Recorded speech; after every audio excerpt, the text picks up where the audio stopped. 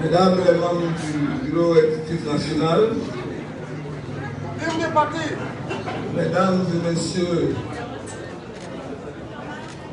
les invités autorités coutumières, avant de commencer, chers journalistes, avant de commencer ma déclaration liminaire, et pour que nous revenions à l'heure de vérité, je vais vous demander de vous lever et d'entonner l'hymne de la victoire du Seigneur.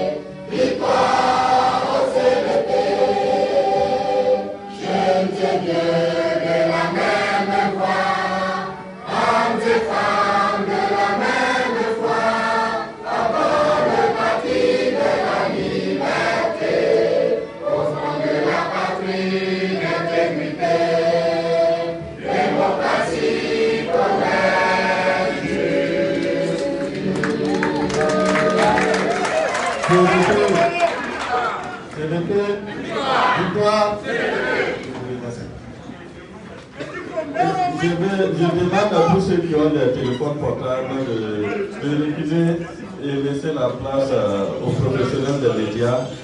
Ils vont travailler sereinement. Tout le monde qui a un téléphone.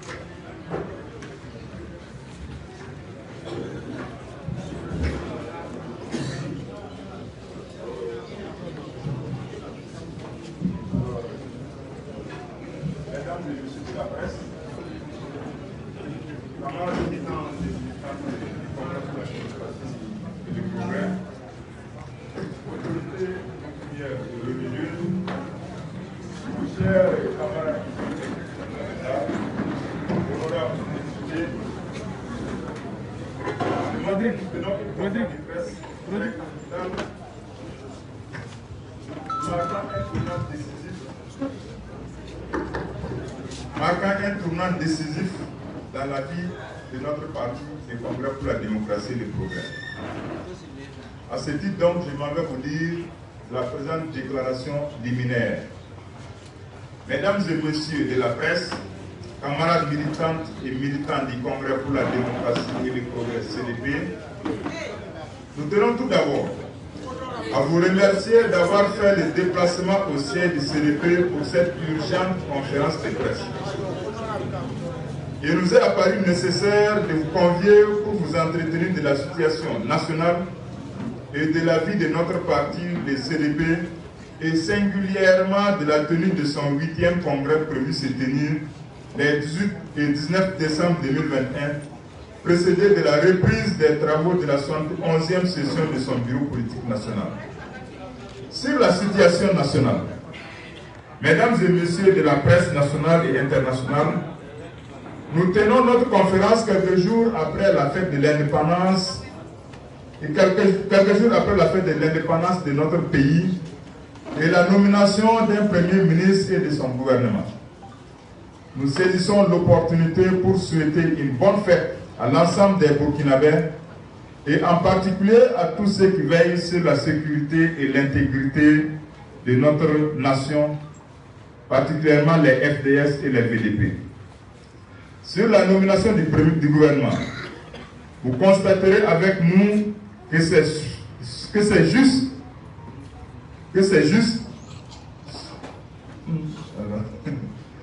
Vous constaterez avec nous donc que c'est juste sur une recommandation du chef de file de l'opposition que je suis.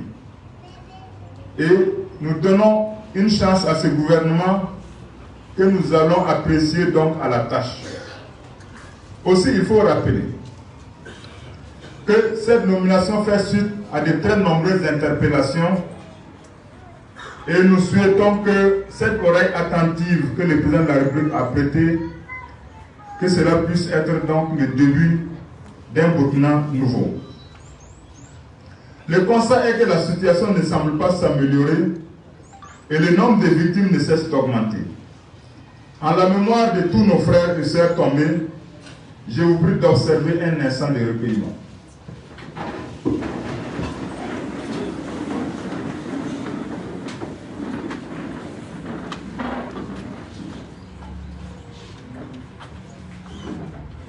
Je vous remercie.